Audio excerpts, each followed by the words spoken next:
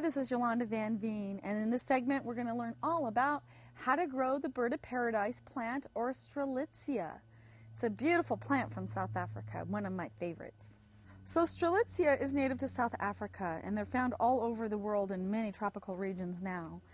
But when I was down in South Africa at Kirstenbosch Botanical Garden, they were blooming everywhere, and they were gorgeous. They were called Mandela's Gold. It's the yellow and purple variety, and they're just exquisite. They look like birds everywhere.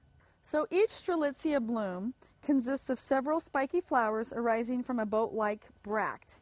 Now the leaves are large and dramatic, and they form large clumps of evergreen banana-like foliage. And they occur naturally in South Africa, but are grown in warm climates around the world. And in cool areas, they're enjoyed as greenhouse plants.